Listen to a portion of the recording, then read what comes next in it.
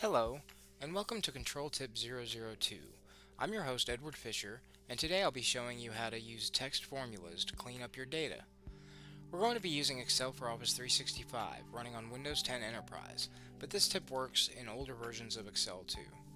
For this example, we are going to find column N of our spreadsheet. If we type N2 in the name box and press Enter, Excel activates the cell for us. Column N is a list of product IDs.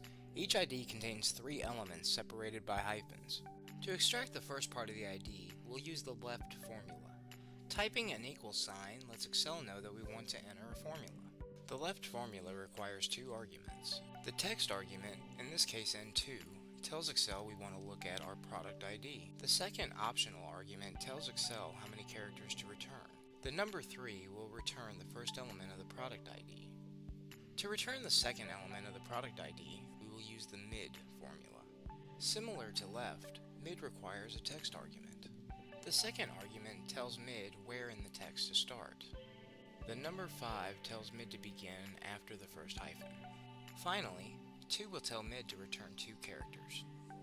Much like left, right will return a number of characters, but it begins from the right of the text. Again, we will use our product ID as the first argument. The number 8 will tell right to return 8 characters from the end of the text.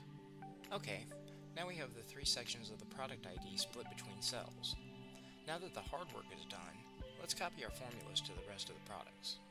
First, we'll select the 3 cells we added our formulas to. If we click the small handle at the bottom right of our selection, Excel will copy our work to the last row of products.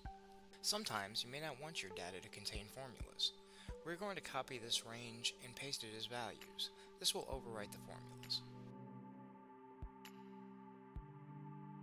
Because the last section of the product ID is numerical, Excel is warning us that our numbers are formatted as text. To correct this, we will select the values in Q and convert them to numbers.